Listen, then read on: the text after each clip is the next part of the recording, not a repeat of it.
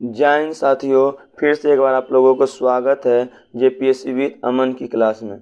यह class semester 2 history honours और generic वाले स्टूडेंट के लिए हेल्पफुल रहेगा। आई होप यह क्लास आप लोगों को बहुत अच्छा लगेगा। आज का क्वेश्चन है, चालुक्यों संस्कृति की उपलब्धियों के वर्णन करें। मतलब चालुक्य वंश का जो संस्कृति है उनका वर्णन करना है। इस टाइप का अगर क्वेश्चन आता है, सबसे पहले आप लोगों को इंट्रोडक्शन यानी परिचय से स्टार्ट करना चाहिए।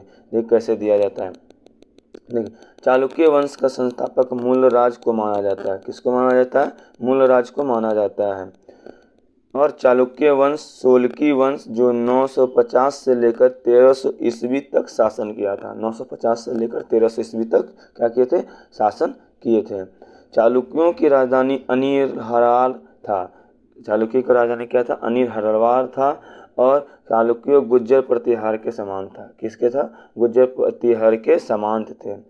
और चालुक्य वंश के शासकों ने अपने पराक्रम और अयोग्यता के बल पर एक विशाल चालुक्य साम्राज्य का निर्माण किया था। मतलब चालुक्य वंश का जो था ना, योग्यता और पराक्रम, शक्ति पे और योग्यता के आधार पर एक विशाल चालुक्य साम्राज्य का निर्माण किया था। और उन्होंने 200 वर्षों तक शासन किया था। कितने वर्षों तक शासन किया था? तो 200 वर्षों तक शासन किया था।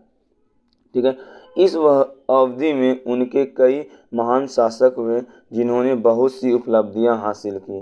उनका राज्य आर्थिक रूप से काफ़ी संपन्न था।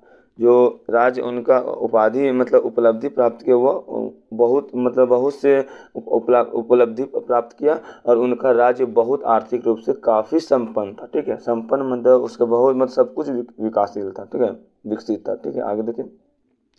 उनके पास अच्छे बंदरगाहों की सुविधा भी थी। इसके द्वारा उन्होंने विदेशों से भी व्यापार विदेशों दूसरे राज्य से भी क्या किया? व्यापार किया, संबंध स्थापित करके रखे थे। इन्होंने न सिर्फ अपने साम्राज्य का विस्तार किया बल्कि संस्कृति क्षेत्र में भी महत्वपूर्ण योगदान दिया। मतलब वो अपने साम्राज्य के विस्तार के साथ साथ संस्कृति क्षेत्र में भी क्या किया? महत्वपूर्ण योगदान दिया। ठीक है। चालुक्य शासक हिंदू धर्म को अनुयायी थे। मतलब चालुक्य शासक जो थे वो हिंदू धर्म को क्या करते थे? मानते थे। उन्होंने अपने वैदिक रीति रिवाजों के अनुसार कई यज्ञ करवाए। मतलब अपने रीति रिवाजों के अनुसार वो बहुत सारे यज्ञ करवाए। उन्होंने अपने शासनकाल के दौरान बहुत से धार्मिक ग्रंथों की रचना तथा संलग्न की। मतलब वो अपने ग्रंथ अपने शासनकाल में बहुत से धार्मिक ग्रंथ करवाएं और धार्मिक ग्रंथ की रचना भी कराएं और उसको विकासशील भी किए। ठीक है, संलग्न किए। ठीक है, आगे देखिए। पुलकेशी द्वितीय और बहुत से चालुक्य शासकों ने अश्वमेध और तड़मेघ यज्ञ कराए। मतलब बहुत से शासक ने अश्वमेध और तड़मेघ यज्ञ करवाए। ठीक है। उन्होंने पुराकालीन हिंदू कथाओं के बहुत से विष्णु तथा शिव मंदिरों का निर्माण कराया। पौराणिक जितना भी हिंदू कथाएं थे उनके अनुसार विष्णु तथा शिव मंदिर का क्या करवाए थे? निर्माण कराए थे। ठीक है, आगे देखें। इससे दक्षिण भारत में हिंदू धर्म की लोकप्रियता में काफ़ी वृद्धि हुई। इसके कारण दक्षिण भारत में क्या हुआ? हिंदू धर्म की लोकप्रियता में वृद्धि हुई। और चालुक्य शासक धार्मिक दृष्टिकोण से काफ़ी उदार थे। क्या थे? काफ़ी उदार थे। बहुत से चालुक्य शासकों जैन धर्मावलंबियों की काफ़ी मदद की। जैन धर्मावलंबियों की जो काफ़ी मदद की। ऐहोले अभिलेख की रचना रविकृत जैन ने की थी। मतलब ऐहोले अभिलेख की भी रचना रविकृत जैन ने की थी। ठीक है, याद रखिएगा। आगे देखिए। इसके लिए पुलकेशी द्वितीय ने उसे काफ़ी सम्मान दिया था। और विजयादित्य और विक्रमादित्य ने भी जैन विद्वानों को उपहार स्वरूप कई गांव प्रदान किए। ठीक है, मतलब उपहार स्वरूप कई गांव प्रदान किए। उस समय दक्षिण भारत में जैन धर्म का काफ़ी लोकप्रिय हुआ करता था। और अतः जैन धर्मावलंबियों की धार्मिक भावनाओं का होगा। ठीक है, यहाँ पे अतः जैन धर्मावलंबियों की धार्मिक भावनाओं का ख्याल रखते हुए चालुक्य शासकों ने जैन धर्म प्रति उदार नीति अपनाई। मतलब जैन धर्म के प्रति उदार नीति का अपनाई। ठीक है। उन्होंने बौद्ध धर्म के प्रति भी उदार नीति अपनाई। मतलब बौद्ध धर्म के प्रति भी उदार नीति, मतलब उसके प्रति उदार नीति अपनाई। ठीक है। हेशांग के विवरण के अनुसार चालुक्यों शासनकाल में बौद्ध विहारों की संख्या 100 से अधिक तथा बौद्ध भिक्षुओं की संख्या 5000 थी। मतलब चालुक्य के शासनकाल में ना बौद्ध विहार कितना था, 100 था, और भिक्षुओं की संख्या कितना था, बौद्ध भिक्षुओं का, वो 5000 थी। ठीक है, याद रखिएगा, ये सब आता है एग्जाम में। ठीक है, आगे देखिए। इसके अतिरिक्त हेसांग ने चालुक्य राजधानी के अंदर तथा बाहर 5 अशोक स्तूपों का जिक्र किया है। 5 स्तूपों का मतलब जिक्र किया है।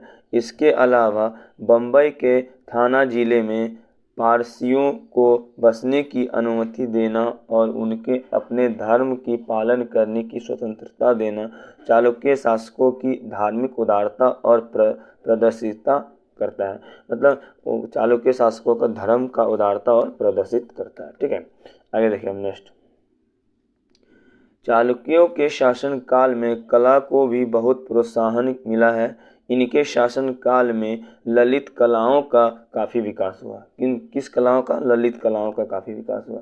अजंता और एलोरा की गुफाएं चालुक्य शासन काल में भी थी। इनके काल में थे, चालुक्य शासन काल में भी थे। इन गुफाओं में बने कुछ चित्र चालुक्यों के शासनकाल में प्रतीत होते हैं। मतलब चालुक्य के शासनकाल में प्रतीत होते हैं। ठीक है, एक चित्र में पुलकेशी द्वितीय के दरबार में ईरानी राजदूत के स्वागत का शासन दृश्य चित्रित किया गया है। और चालुक्यों के शासनकाल में चट्टानों को काटकर कई मंदिरों का निर्माण किया गया। मतलब चालुक्य के शासनकाल में चट्टानों को काटकर क्या किया जाता था? मंदिर का निर्माण किया जाता था। चालुक्यों ने अनेक गुहा मंदिरों तथा चैत्य हालों का निर्माण करवाया था। ठीक है, मतलब गुहा मंदिर और चैत्य हालों का निर्माण करवाया था। ठीक है, नेक्स्ट। 634 ईस्वी में मेगुती का शिव मंदिर बनवाया था। इसका मेगुती का शिव मंदिर भी चालुक्य लोग ही बनवाए थे। ठीक है, देखिए आगे।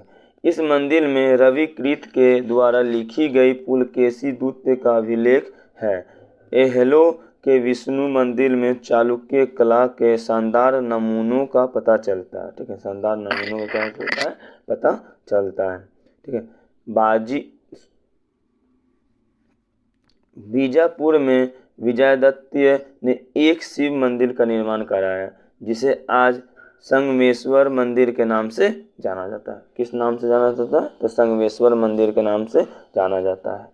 विजयदत्त की बहन ने लमेश्वर नामक स्थान पर एक जैन मंदिर का निर्माण कराया था। किस मंदिर का निर्माण कराया था?